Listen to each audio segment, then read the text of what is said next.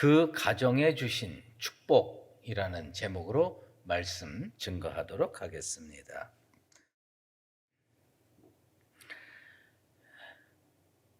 오늘은 추석 연휴 기간이죠. 여기에 그 주일이 겹쳐서 우리는 하나님께 예배를 드리고 있는데, 우리 사랑하는 성도들이 올해 어떤 추석을 보내고 계시는가 궁금합니다. 제가 설교를 준비할 때 옛날에 읽었던 두 개의 시가 생각이 났습니다. 하나는 황금찬이라는 시인이 추석날 아침에라는 시를 썼어요. 거기에 이런 구절이 나옵니다. 어머님은 송편을 빚고 가을을 그릇에 담아 이웃과 동네에 꽃잎으로 돌리셨지, 이라는 19절이에요. 저는 그렇게 해석을 했어요. 그건 뭐냐면 평상시에 어렵고 힘들게 살다 보니까 뭔가 풍성한 적이 한 번도 없잖아요. 그러니까 언제 풍성하냐, 이제 추석 때 송편이라도 조금 넉넉하게 하는 거예요. 그래서 옆집에다 또 뒷집에다, 그리고 평상시에 신세를 졌던 분들한테 조금씩 송편을 담아서 그릇에 담아서 돌리는 겁니다. 그런 것을 기록한 시예요. 그런데 또 하나의 그 시가 기억이 됩니다. 조병화라고 하는 시인의 아파트의 추석달이라는 제목의 시입니다. 그것은 뭐냐면 아마도 다 시집장가 보내고 아파트에 두 내외가 사는 것 같아요. 근데 추석이 됐는데도 아무도 안 오는 거예요. 그래서 이런 식구가 있습니다. 아파트 창 너머 추석 달은 차다. 싸늘하다. 처량하다. 쓸쓸하다. 멀리 허공에 떠서 혼자 돌아선다. 두 개의 추석이 그려지고 있어요. 하나는 따뜻한 온정으로 음식을 나누며 사랑을 나누는 추석. 또 하나는 아파트에서 혼자 달 보면서 쓸쓸하다, 힘들다, 어렵다 이렇게 느끼는 추석. 여러분은 지금 어떤 추석을 보내고 계십니까? 더도 말고 덜도 말고 한가위만 같아라. 그런데 그건 다 물질적인 것만 뜻하는 것은 아니라고 봅니다. 나는 이번 추석이 우리 성도들에게 있어서는 참 따뜻하다, 행복하다, 이렇게 느낄 수 있는 추석 되기를 바랍니다. 그래서 오늘 그렇게 인사 나누겠습니다. 감사와 사랑을 드립니다. 그렇게 인사하겠습니다. 그 가정에서도 영상으로 예배 드리는 분, 그다음 현장에서 예배 드리는 분, 제가 조금 덜 만족했어요. 뭐냐면 그냥 감사와 사랑을 드립니다 그러지 말고 손을 이렇게 좀 내밀어 가지고, 좀 수고하지만 다시 한번 이번엔 이쪽 분한테 감사와 사랑을 드립니다. 할렐루야. 예, 고맙습니다. 사실 추석 또 설 이런 그 전통의 명절이 다가오면 경건한 그리스도인들 마음 한구석에 갈등이 생기고 힘들다는 생각이 듭니다. 왜냐하면 명절이 되면 고향에 가야 돼요.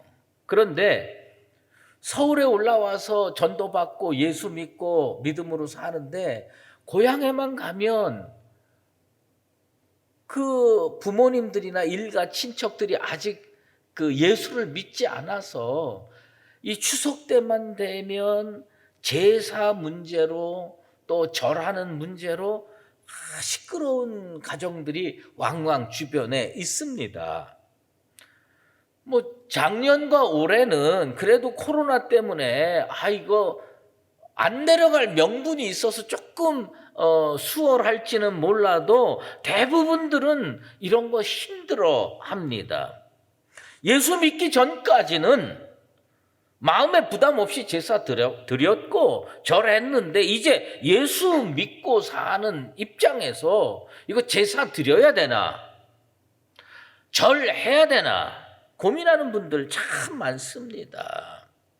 사실 저같이 모태신앙으로 자라서 주변의 일가 친척까지 다 크리스찬인 집안은 진짜 고민 없는 거예요. 그냥 편안한 거예요. 그렇지만 우리 성도들 추석이나 설에 고향 갔다 와서 가끔 저한테 상담도 하고 푸념을 이렇게 하시는 분들도 계시는데 그분들 용어에 이런 용어가 나옵니다. 목사님, 전쟁과 같아요. 그런 이야기가 나와요. 근데 제가 애둘러서 빙빙 돌려서 말하지 않겠습니다. 제사는 틀림없이 우상숭배입니다. 우리나라에서 하는 제사는 틀림없이 우상숭배입니다. 국어사전에 제사에 대해서 이렇게 기록하고 있어요. 신령에게 음식을 차려놓고 정성을 나타내는 의식. 신령이라는 표현을 씁니다. 신령이라는. 유교에서 보본반시라는 말이 있어요.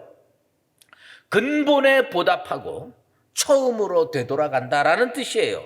사람의 근본은 따지고 보면 조상이라는 겁니다. 그래서 그 근본에게 제사를 드림으로써 보답을 해야 하는 것, 그게 인간의 도리다라는 얘기입니다.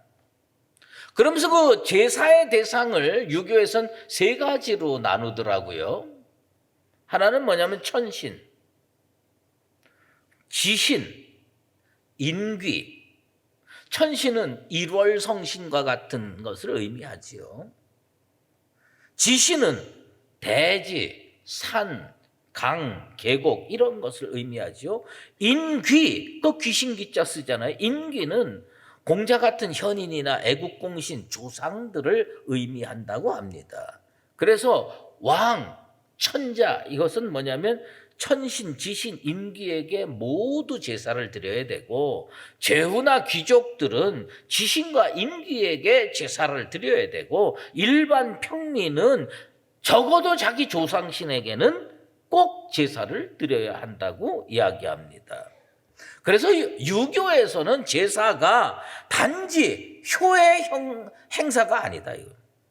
그건 종교적인 표현이고 우상 숭배입니다. 그런 입장에서 기독교인들은 제사를 반대하고 무엇을 권면하느냐? 예배를 권면합니다. 하나님께 예배드리자. 그런데 이런 기독교인들의 태도를 아집이라고 부르고 독선이라고 부르면서 무엇을 끌어다가 비난을 하느냐면 하나님을 믿는 것은 개신교나 가톨릭이 똑같은데 그런데 가톨릭 사람들은 제사를 지내는데 왜 개신교 사람들만 유독 제사를 지내서는 안 된다고 이야기하느냐 이러고서 우리들의 편협함에 대해서 비난을 합니다. 그러나 그것은 우리가 좀 더 깊이 생각해 보면 천주교, 소위 말하는 가톨릭이 얼마나 잘못하고 있느냐를 잘 알 수가 있어요. 천주교가 우리나라에 처음 들어왔을 때 전라도 진산에서 1791년 정조 15년 때였습니다. 윤지충과 권상현이 조상제사 드리지 말자. 우리 하나님 믿으니 조상제사 드리지 말자. 그리고 신주단지를 땅에 묻어버립니다. 그것이 발각이 돼서 그들은 신앙을 지키려다가 죽임을 당합니다. 순교했어요. 그리고 조선 왕실은 천주교를 멸륜패상의 종교로 규정을 했습니다. 그리고 수많은 박해를 했습니다. 가톨릭 믿는 사람들 중에 수도 없이 순교를 했어요. 그런데 일본 식민지 시절에 1931년 12월 8일에 교황청에서 교시가 내립니다. 우리는 세계사 시간에 이거 다 배웠어요. 뭘 배웠느냐? 그 당시에 일본과 이태리가 파시스트로 서로 동맹을 맺었어요. 그리고 일본이 이태리한테 부탁합니다. 교황청을 겁박해라. 그 교황청에서 어느 날 느닷없이 배공제조, 공자를 숭배하고 조상에게 제사 드리는 것은 효성을 표시하는 민간의식일 뿐이다라고 어제와 다른 오늘의 교시를 내렸어요. 그리고 조상 제사를 허용을 했습니다. 이런 그 천주교의 교시를 따르다 보니까 그동안 윤지충이나 권상현 같이 하나님 믿고 신앙 지키려다가 순교한 사람이 다 헛된 죽음이 된 거예요. 그 순간에 믿음을 지키기 위해서 순교했던 게 아니라 그냥 죽임 당한 거예요. 저는 무슨 결벽주의자처럼 그리스도인들이 세상에 살면서 경직되어 살아야 하느냐, 그것을 얘기하는 게 아닙니다. 신앙에 대해서 이런 실용주의적인 태도, 정치 권력적인 태도를 지니고 있는 것은 근본적으로 잘못됐다. 하나님 앞에서 무엇이 옳으냐라고 하는 것을 질문하는 게 아니라 정치 권력에 휩쓸려서 어저께까지는 이게 진리였다가 오늘은 이게 진리가 아니게 되는 그런 것은 잘못됐다. 신앙은요, 뭐냐? 오늘 대가가 참혹하고 힘들어도 확실하게 지켜야 되는 게 신앙이에요. 누군들 믿지 않는 부모와 일가 친척과 얼굴 붉히면서 살기를 원하겠습니까? 좋은 게 좋은 거라고. 다 우리도 편하게 살고 싶어요. 하나님 믿는 사람이 하나님 믿는 신앙에 위배되는 일까지 하면서 꼭 제사 드려야 하느냐라고 하는 것을 저는 오늘 다시 질문합니다. 여호수아가 하나님 앞에 고백한 것이 있지요. 여호수아 24장 15절. 너희가 섬길 자를 오늘 택하라. 오직 나와 내 집은 여호와를 섬기겠노라. 난 우리 수의제일교회 성도들이 이거 하나만은 분명하게 붙들고 살아가는 믿음의 사람들 되기를 주의 이름으로 축원합니다. 너희가 섬길 자를 택하라. 오직 나와 내 집은 여호와를 섬기겠노라.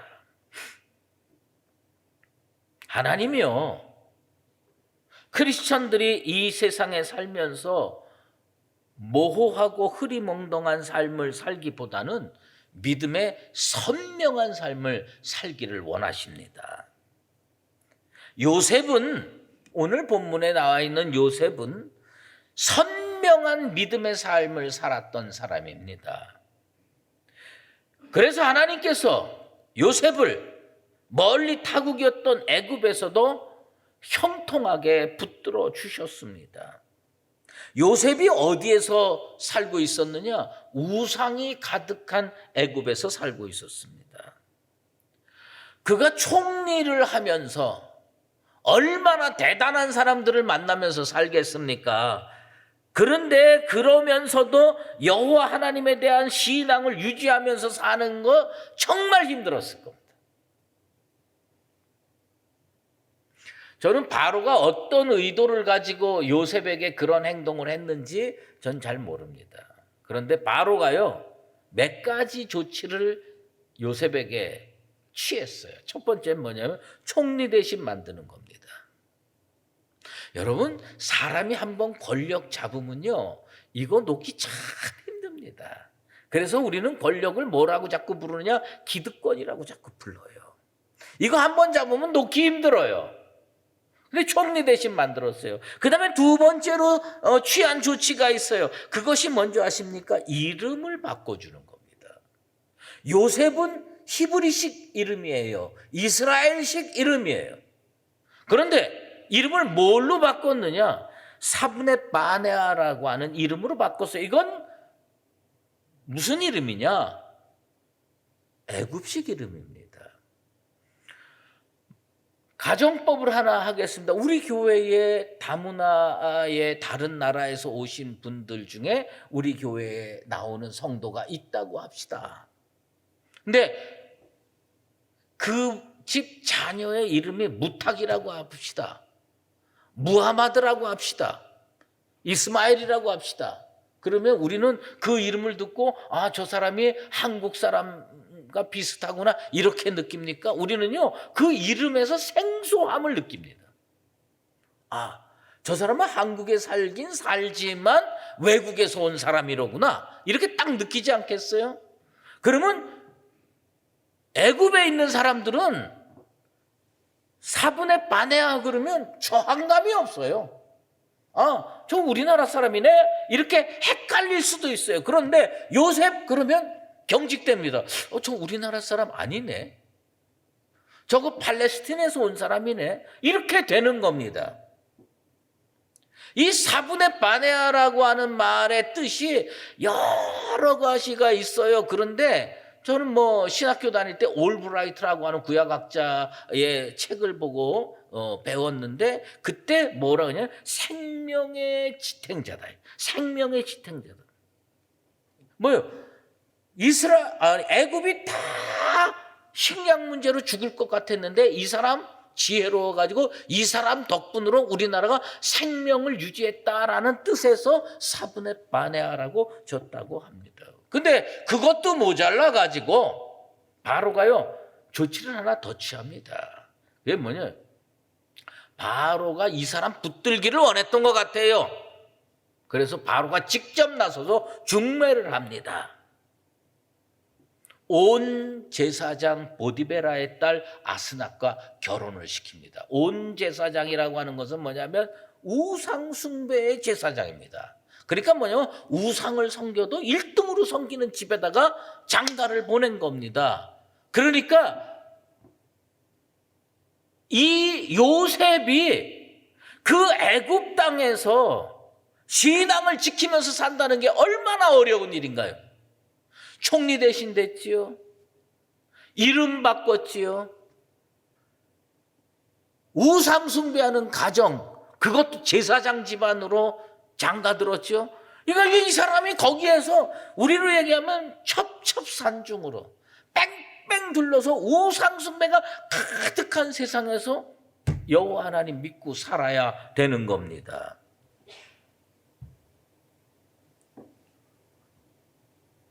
여러분, 우리는요 성경책에서 요셉의 증조부 아브라함이 어떤 조치를 취했는지를 기억하고 있습니다. 이삭의 부인을 구하려고 그 팔레스틴에서 안구했습니다. 시종을 보내가지고 메소포타미아 나홀 성까지 보냅니다. 그리고 거기에서 리브가를 얻어가지고 신앙의 정통성도 유지하고 그 다음에 이 혈통의 정통성도 유지하려고 애를 썼던 사건을 우리는 기억합니다. 그렇게 유지된 집안이에요. 그런데 이 요셉이 애굽으로 팔려가 가지고 어떻게 사느냐? 바로가 총리 대신 만들죠. 예? 이름 바꾸지요. 그 다음에 우상 숭배하는 집안으로 장가 보내죠. 그리고 거기서 신앙생활 제대로 하는 게 얼마나 어려운 일이겠습니까? 요셉과 아스낫 사이에 두 아들이 탄생합니다. 그런데 여러분은 그 성경을 많이 읽었을 겁니다. 그런데 이게 무엇을 의미하는지 우리가 정확하게 캐치를 못할 때가 있어요. 요셉이요 두 아들의 이름을 므낫세와 에브라임으로 집니다. 이것은요 애굽식 이름이 아니에요. 이것은 뭐냐면 히브리식 이름이고요 이스라엘식 이름이에요.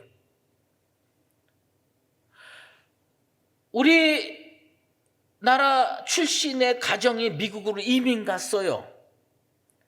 김 씨가 이민 갔다고 합시다. 그런데 아들의 이름이 허버트 김이면 그거는요, 우리가 생각할 때, 아, 저건 미국화 돼 가는구나. 이렇게 보지. 그거는 거기에서도 한국식 이름을 지었구나. 그렇게 생각을 안 하는 겁니다.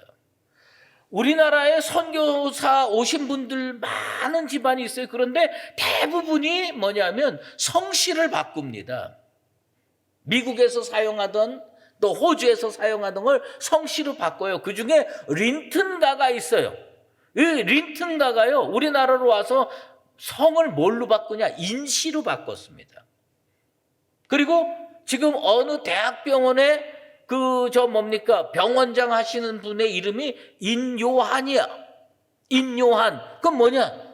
그럼 우리나라 사람으로 살겠다는 의지 표시 아닙니까? 그런데 요셉이 사브나 바네아라고 자기 이름을 불러주는 세계 속에서 자기 아들의 이름을 뭘로 줬느냐?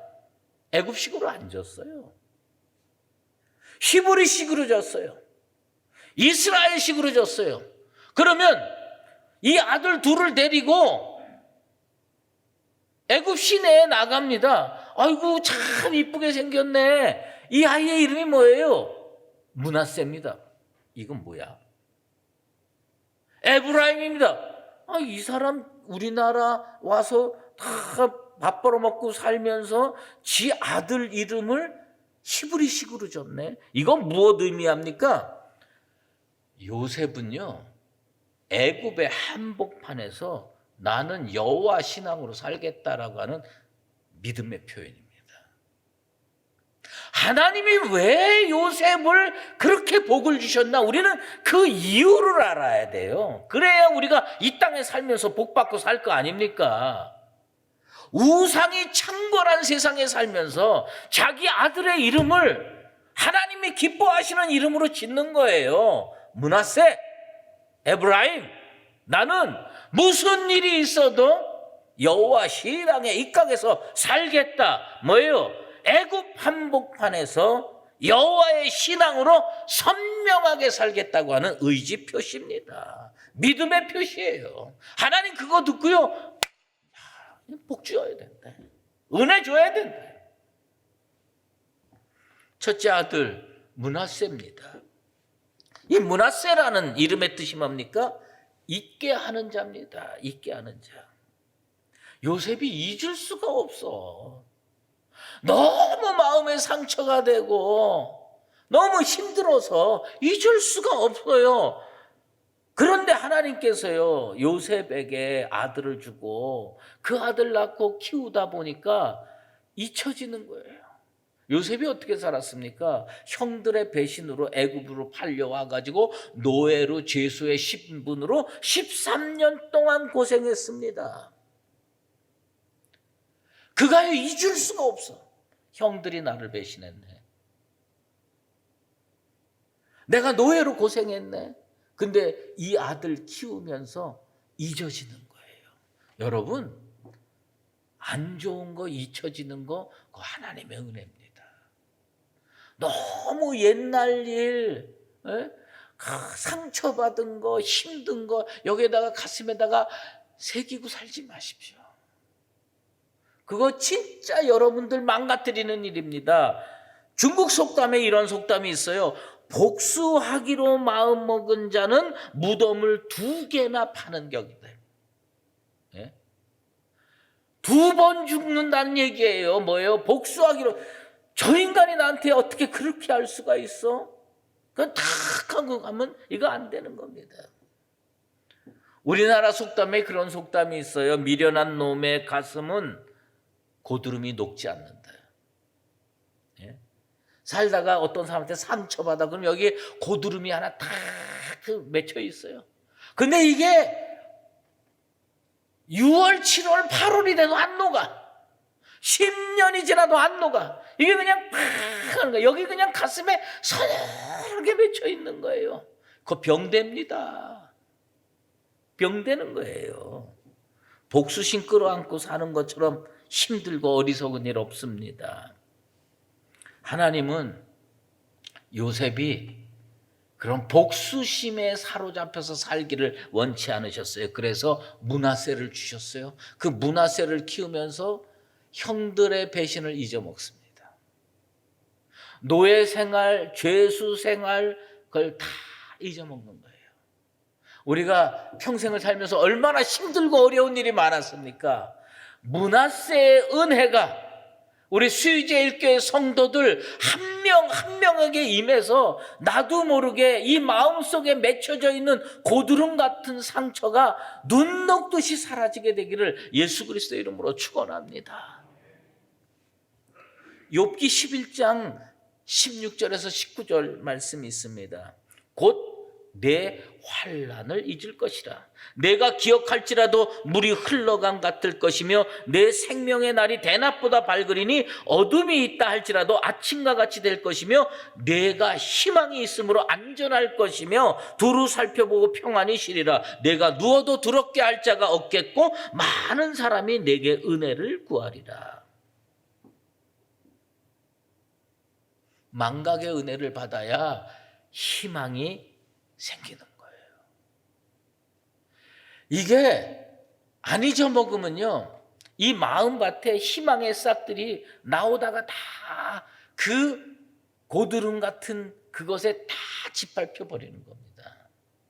그러면 희망이 없어요.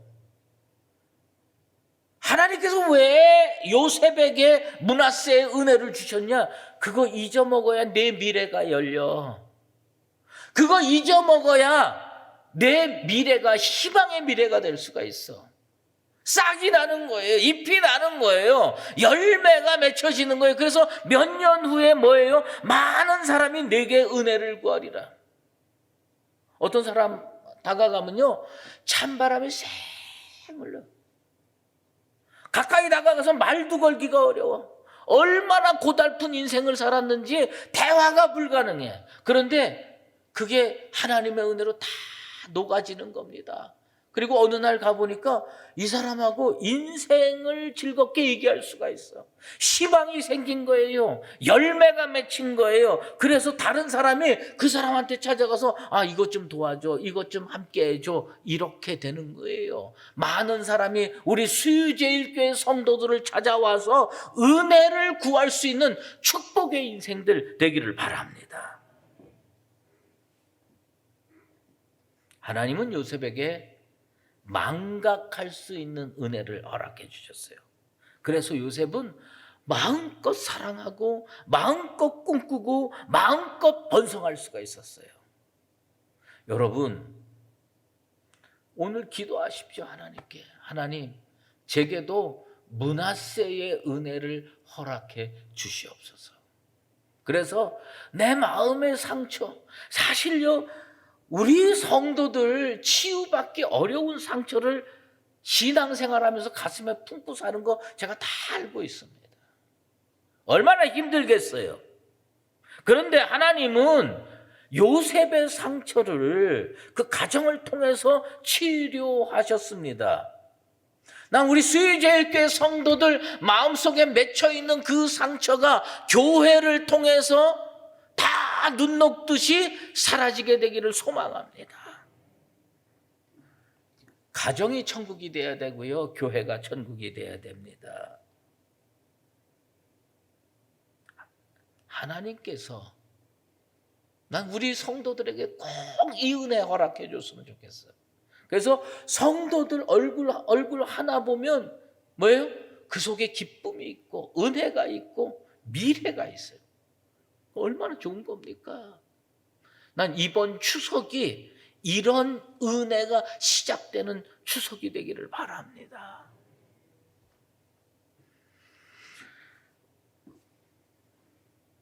둘째 아들 이름은 에브라임이에요. 에브라임은 2배로 창성해진다라는 뜻이에요. 2배로 창성해진다. 그래서 52절에 이런 말씀이 있습니다. 하나님이 나를 내가 수고한 땅에서 번성하게 하셨다. 하나님이 나를 내가 수고한 땅에서 번성하게 하셨다. 하나님은 요셉에게 망각의 은혜를 주셨을 뿐만 아니라 그 다음 단계까지 나가게 했어요. 나는 우리 수유제일교회 성도들이 이 단계까지 반드시 나가게 되기를 바랍니다. 그게 뭐예요? 에브라임의 창성입니다. 에브라임의 번성이에요. 제가 은혜 받은 오늘 설교를 준비하면서 가장 은혜 받은 부분이 바로 이 부분입니다. 그게 뭡니까? 내가 수고한 땅에서 번성하게 되는 거예요. 요셉이 어디서 축복받은 줄 아십니까? 아유, 하나님, 나 진짜 애굽 땅이라면 지긋지긋합니다. 거기서 노예로 살았고요. 거기서 죄수로 살았고요. 13년을 허송생활했습니다. 그냥 나 이 땅 쳐다보기도 싫습니다. 그리고 그 사람이 고향으로 되돌아가서 복받은 게 아니에요.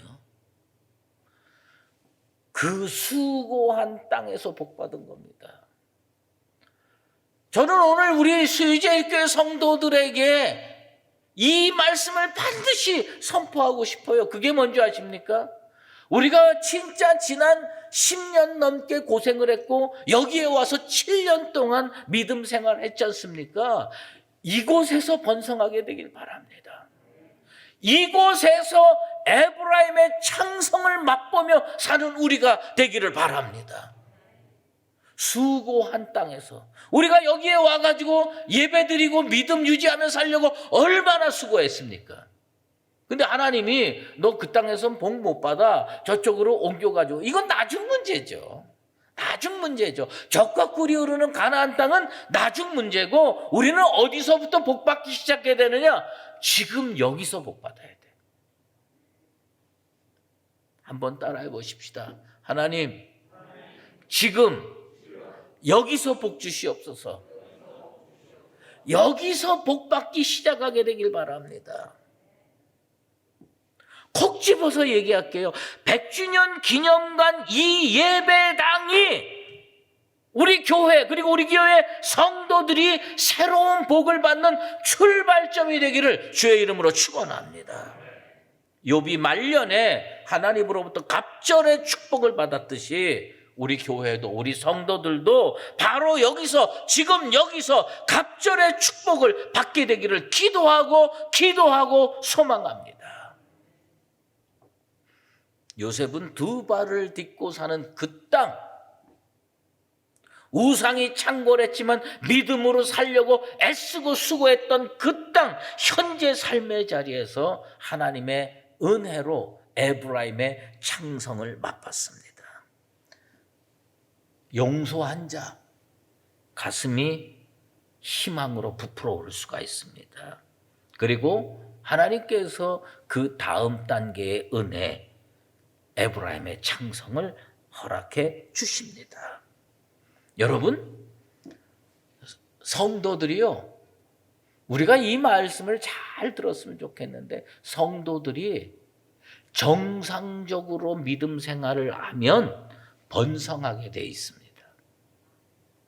잘 들으십시오. 성도들이 정상적으로 믿음 생활을 잘하면 번성하게 돼 있습니다. 왜요? 하나님 말씀으로 약속되어 있습니다. 하나님이 그들에게 복을 주시며 생육하고 번성하여 땅에 충만하라. 창세기 1장 28절부터 약속해 준 말씀입니다. 난 이 말씀이 우리 교회, 우리 성도들에게 그대로 이루어지게 되길 바랍니다.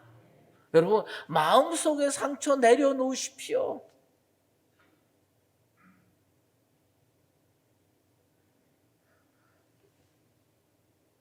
그 사람 미워하고 그 교회 미워하고 그 상황 싫다고 그러다가 축복받을 기회 놓칩니다.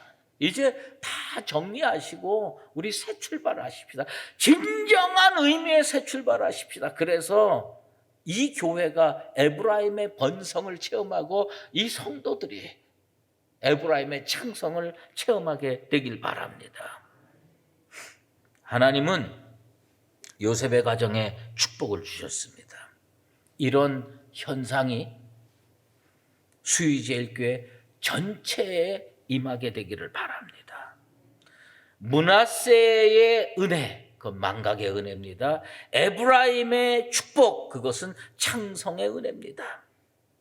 우리 교회가 요셉처럼 선명한 믿음의 삶을 살아서 므낫세의 은혜와 에브라임의 창성을 다 맛보고 놀라운 축복의 세계로 나아가는 복된 역사가 이루어지게 되기를 예수 그리스도의 이름으로 축원합니다. 기도하겠습니다. 하나님 아버지 감사합니다. 추석 명절입니다. 힘들어도 예배드리게 하시고 선명한 믿음의 사람으로 살게 도와 주시옵소서. 우상이 창궐한 애굽에서 하나님 믿는 믿음으로 선명하게 살았던 요셉을 하나님이 축복해 주셨습니다.